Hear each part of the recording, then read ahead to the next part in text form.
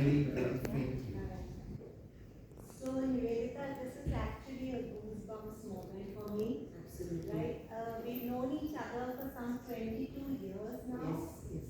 And, our children started off together in Shriram School in the same class. After which Sachin started studying in Vasanthali and Veena continued in Shriram. The last we met was when we had gone gown shopping for your birthday, your milestone birthday celebration. And so it is really, really my pleasure and very proud moment for me to share this platform with you. So if you guys haven't read her book or bought the book, please do so. It's a book of superhuman courage, patience, resilience, and an unshakable faith in Neha, her daughter. Uh, it's an inspiring story, and she's an inspiring mom. So please do check it out. And I'll try to do justice to her story by a few questions that I noted down.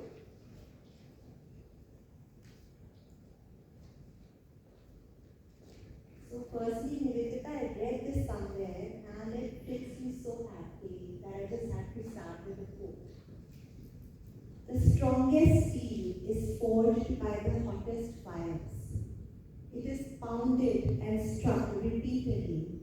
The fire gives it power and flexibility, and the blows give it strength. Those two things make it able to withstand every battle, which is what you have done. You've been forged by fire, right?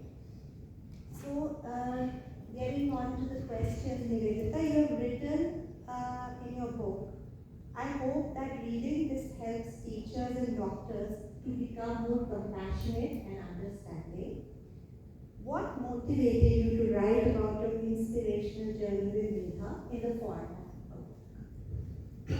So when during the journey, when we were facing every challenge or whatever the hurdles that we were crossing, few close friends or relatives knew about them because that was my only focus. This is what I want to achieve right now. Probably just getting her into a school, for example.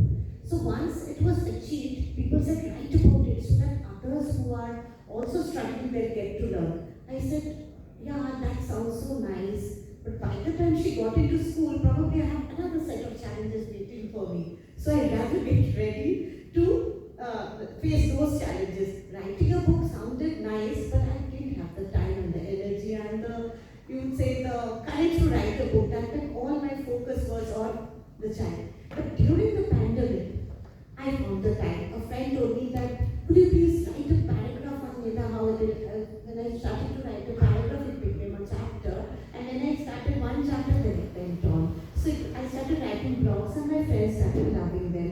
They said, why don't you convert it into a book? That I was scared of. That is when my husband came in the scene and said, no, why not? Let's try. So he got his friends involved and I got my friends involved. We made a core team during the pandemic and used it usefully. And that is how my book happened. It had to happen. What is the significance of the title, Above and Beyond? Why this? This is very interesting. You would wonder that I have chosen. No. I didn't think of the title when I was writing the title. Suddenly one day I saw this somewhere on internet and I liked it. And when I liked it, I said this should be the name of my book. Still I didn't know why. Later I thought myself, why did I choose this? When the book was taking shape, I wondered, why is this name? Then I found the answer. It was the other way around. Because I felt that if you have reached somewhere, you need to go above that. You have to try to go above. If you have reached somewhere, you have to try to work beyond. Even if it's baby steps, but you have to move. Somehow, I felt this was perfect because you have to keep on trying above and keep on trying beyond of what you've achieved. Maybe there's a lot of beyond. Yes. There's a lot of Till we are alive, we have to try every day. Yes. There's a lot more to work for and work for. Yes. So, Nivedita, you have described in the book that anger, disbelief, and denial acknowledges that she will never be normal like you and me. You also write, her words had shaken me, the psychologist's words, had shaken me, broken me, torn me to pieces, but strangely gave me courage. What would be your advice to parents of newly diagnosed children with special needs? Okay. Advice comes later. I first share the feelings. The feelings will resonate with the feelings of the parents, whether earlier parents or parents of recent times. The feelings will be same. But each one of us has a story to tell, right? And when it comes to your child, the most valuable part of your heart and your soul, and when you get to know that that person won't be able to enjoy life or lead a life like anybody else, what more? You would like to give up everything but make him okay, make her okay. So that heartbreaking feeling will be same, whether then, whether now or later. Because everything else we can work on, even physiological problems in recent times we can work on. Like we can get it treated here, abroad, whatever, we can take clothes, we can take help. But this is something we can get better. So the truth which is lying behind the word sentence that your child will never be normal like you and me, no matter how harsh it is actually the truth. That time you don't want to believe it. But now parents are educated. They will not sit with the psychologist salon, like what does he think? Or does she know everything? These kind of feelings before they come, they will read up on internet. What does she mean by this? How much truth is in it? So these parents of modern times are much more educated. We knew nothing. I didn't have a computer back then in my home, so I wouldn't know how much of it is true. Why is she saying that? So obviously, I don't want to believe him or her that no, she must be saying something wrong. She might be seeing a part of my daughter which is probably just a mistake. So these feelings take shape with time. The fear is in the back of your mind. What if she is right? So these feelings will happen even now. But we didn't have knowledge to find. Now you have the internet to give you all the knowledge, all the areas of concern you can consult. So that is the difference. Heartbreaking feeling, you have to go with it to come out of it, feel the pain, come out of it, but you have knowledge side by side to educate yourself, to counsel yourself. So you are much more equipped than we were when it was so many years ago. 1990s. That was 94. Yeah, Things have changed. So braver parents now, they are more knowledgeable, they have more courage, they have more support. But do you think the professionals are also more empathetic, or are they the same? See, they are also empathetic because they also know that a parent, whatever I say, they're going to cross check. They are going to find 3 more doctors. They are going to read about it on internet. They will question us. So they are also well prepared. And of course, empathy and the emotional quotient is very much around the priority. So I'm sure they are much more, because now we are not running to doctors so much. Now we know what to do and what not to do. We go for specific reasons. But yes, I feel they are much more empathetic. Now also there are apps where you can diagnose the child. Yes. There are apps. So you were able to channelize Neha's strengths, right? Especially her ability to read. I mean, I read in your book that she could read at 18 months and right, 9 to 30 months, I think you have written something. 1 year, If I'm not mistaken. 96 she was reading that. So she was born 94. That's hyperlexia. And yeah, we read it out. You know, that time when I went to doctors, they didn't know. They said autistic hair, but they were only picking up the what would you say, classical autism symptoms. So doctors said, no, but she can do this. No, she can do that. But they didn't hear, they didn't listen. But that was my doctor. That she could do so many things like hyperlexia. We fit the child into categories without. Yeah, because that's not their fault either. Maybe the awareness was not there to that extent. So my husband had diagnosed actually. He read up things in office because he didn't have computer at home. So he used to read up after work and see this is something called semantic pragmatic disorder. This is something called hyperlexia. This is PDD, progressive developmental disorder, and these big words we read up. So basically, she had special ability to read and her computer skills, which you have so beautifully channelized, and that has now taken shape into her becoming an assistant librarian at a reputed school in Gurgaon. So you have written that reading, spelling, and memory were her strengths, right? You simultaneously worked on those areas of development which also required attention. So you are focusing on her skills but also not neglecting the areas which are lagging. Is this the approach you would recommend for children with autism? Absolutely, because my daughter, as Shilja said, our famous family counselor used to say, every child has a speck of gold. Look for that gold. So for my child, it was that reading ability and spelling ability. With plastic alphabet, she used to make words. She's not speaking, but she couldn't speak. But she used to see words, mug it up, and produce it with. So all these amazing things. Similarly, there could be many other talents or amazing things in other children. Somebody is so good in math, somebody is so good with art, things. So you need to first discover. And skills. Just being able to read doesn't solve a problem. It's not helping her in any way in terms of her behavior, repetitive behavior, social skills, talking. For that matter, other things are falling behind. So that is when I realized, my speech therapist said that exposing her to different types of skills, exposing her to different types of situations where social skills need to be taught in different ways. Those are much more important, and use those environmental inputs to make her speak. And because she's able to read, probably we could club book. So what I used to do that I used to expose her and take her to many places. It wasn't easy because a little child, hyperactive, running around, and probably things like we are in a railway station and she could read Rajnikantha in one of the stalls far away, and she runs to see the Rajnikantha and she wants the Rajnikantha sachet just because that Rajnikantha is written here. So I used to carry a writing pad, and anything she would read, I would write it down. So, but here only that is happening. I had to take her in the train to teach her other skills, not to run, to understand what is danger. So many a times we started teaching her things with flashcards. That time it was through her ability to read that I tried these strategies. Flashcards, I never knew about them. So her reading ability helped me to teach her skills in various situations. So that is how I have worked.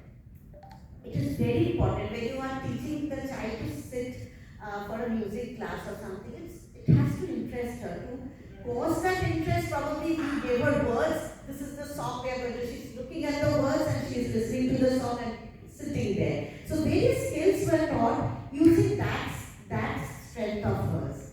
But exposing, every child should be exposed, going to the park, going to the restaurant, going to all other places, like getting your blood sample. That would be so difficult, but that is also a learning that has to take place. Basically, it's about giving a meaningful expression to the skill. Yes. Right? And also generalizing that skill. Absolutely, that is the right word. Nivedita, you were always sure that Megha would follow an inclusive approach, right? Always. It was in your mind that, I think you had kind of set your mind that. Yeah, I was sure that I wanted it. Yeah. I was sure that I would try for it. I wasn't sure if tomorrow there will be And a. that's even when people suggested that you should enroll her in a special school, you still firmly held on to the belief that no, she needs an inclusive approach to her education. Right? Yes.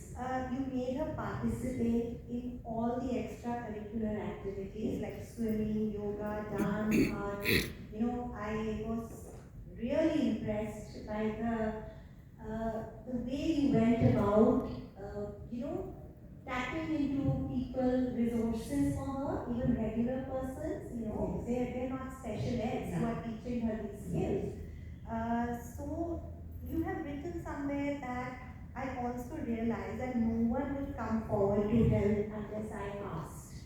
I found that a very, very, very important realization because we often hide our sorrows, our struggles. When we learn to share, that's where we can source help. So is this how it happened? Were you very open about sharing her challenges and also your hope that she could participate in these regular activities? Were you very open to society and to people to source those support systems? Yeah. My son often tells me, Mama, it's okay sometimes not to do anything. So, she tells me to relax even if it's not happening. It's very nice. My problem, that is what I need to do now.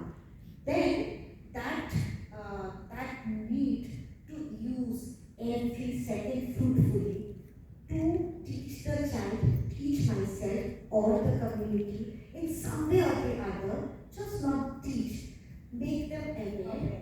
Yes, not really teach because I myself was learning. So maybe it's a mutual learning. I didn't want the time to run away. So that was my, what would I say? I didn't want to miss any opportunity, and I believed that and special educators were not very common on those times. I could identify compassionate people around.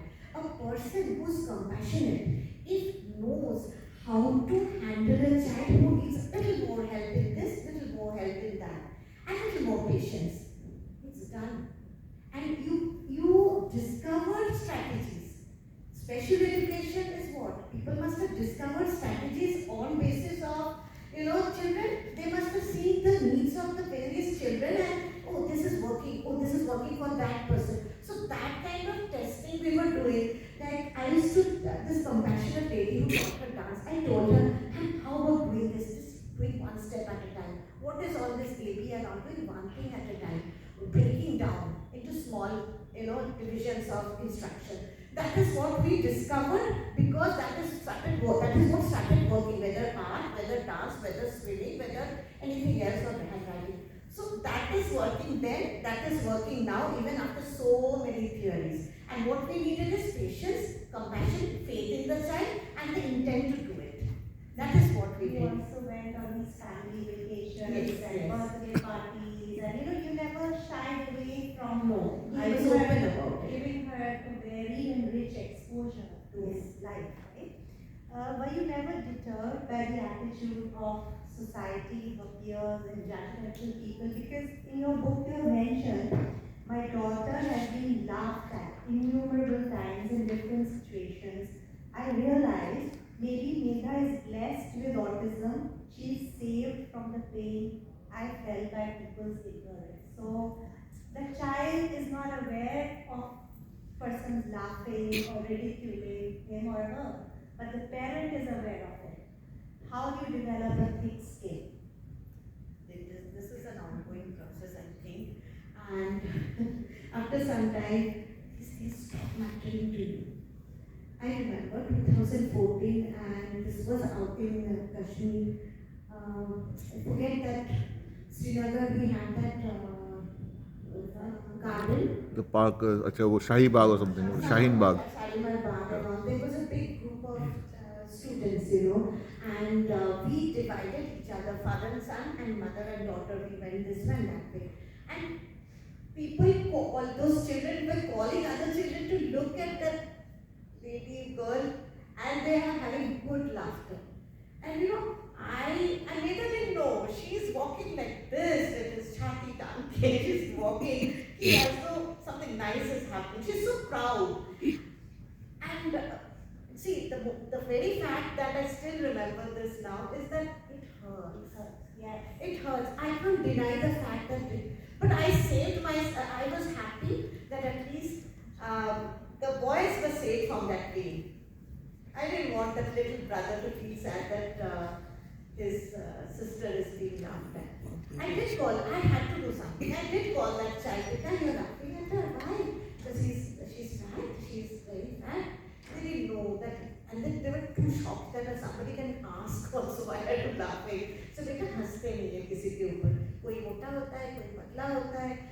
ज़्यादा हंसते हैं, किसी में कुछ है, कोई चल नहीं सकता, हम उसके ऊपर हंसते नहीं, हमारे अपने ही है ना सब.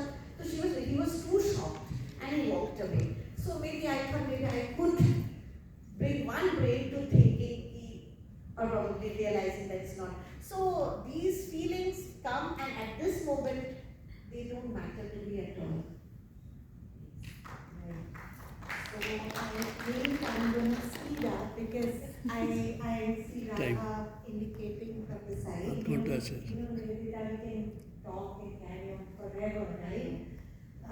There are just two questions that I wanted to briefly touch on because I thought they would be of interest to parents and educators alike.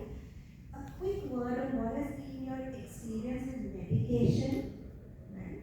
And secondly, how important is it for a parent to go for counseling? Because you have spoken, very honestly about your own struggles with anxiety and depression.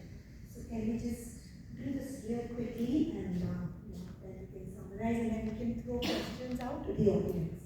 Sure. First time, what was the first question? The first question was about the medication. Yes, medication of my child. See, we did not need any medication till she hit adolescence. Then we discovered that she was putting on weight, and we didn't know why exactly, what was the cause, because thyroid was not detected. It is something called resistance, insulin resistance, that needed medication. So when the medication was given, it caused some discomfort which she could not explain or express. So that caused behavior problems. So one side we had to give little bit of calming medication, other side we had to give metformin.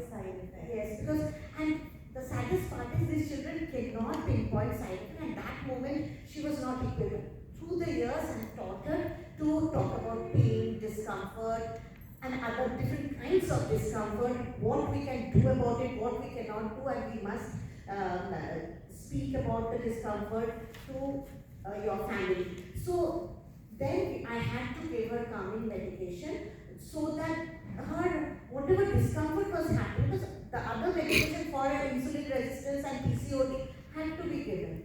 And on the other side, the side effect, the cause of anxiety was the medication, or either ways. It was very, very difficult for me to balance. Very difficult balance because हमें treat भी करना है. At the same time हमें उसके discomfort को समझना है, discomfort को handle करने के लिए power देना है और खुद के लिए भी power चाहिए. So it is not 1 day or 2 days. Earlier when children fall ill, they have fever, we get so upset, but this is an ongoing thing. Also the anxiety and the discomfort of PCOD, it doesn't go away. Everyone knows about it. So balancing was difficult, meeting the doctors were difficult. My questions I used to write down, and by this time the internet had come, so we had to read up. But internet reading is also so harmful because we ignorant people don't know how to filter something I should not worry about, something I might need to worry about. So I used to put them down and go to doctor, ask them. I used to tell them, I didn't ask you many questions because my daughter is not like others who will be able to express all her discomforts. So being open to the doctor, getting a compassionate doctor, having an open talk is very important to understand both the balance between the emotional quotient and the physiological discomfort. And coming to the other question, yes, I did reach out to counselor. And my parents do this on a regular basis, that even if they're not encountering anything which is disturbing our regular life, should we still look at counseling? Yes.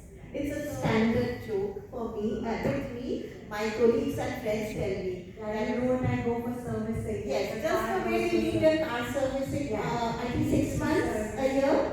I relate that to my counseling. I've been getting my counseling done from last 10 years, but touch wood, I didn't have any problem. But that really kept me going. It's just oiling my emotions. Parents focus so much on our physical health. We neglect the mental health. So, Nivedita, I would like to just close by this beautiful poem that Rajit has written, and I would like you to, or I would like Rajit to read it. So before that, I just want to thank you for being here. And on a lighter note, जैसे Kapil Sharma says on his show, did you ever know you will come on Kapil Sharma show? So did you ever know that you will come for the Pallavanjali? I never knew I would come for any show. I didn't know that somebody like you would have who understands everything. Being questioned by another parent who is also going through similar things, who also had achievements, similar achievements. It is a different platform altogether. Many things unsaid is understood, and there will be so many others here who will understand. Thank you so much. I have watched this really had an impact on me. So I am This is Rajan. Megha's brother, everyone. yeah, Big round of applause. And for all the siblings. Yes, all the siblings. Yes. Alright, so this is a poem that I wrote for my sister. What is on her mind? She cannot clearly say. She is my sweet sister, smiling every day. Her keen, round eyes are so bright and clear. They hold no resentment, no nervousness or fear. Just like a computer, she reads super fast. She spells and she types, her prowess not surpassed. All her memories are at her beck and call. Every song she hears, she can always recall. She has certain moods. These moods come and go. For whatever reason, she does not know. Nonetheless, she smiles and brightens up my day. She takes out all my problems. My worries go away. I wish her all the best to stay safe and strong. May she have a life happy, safe, and long. Thank you.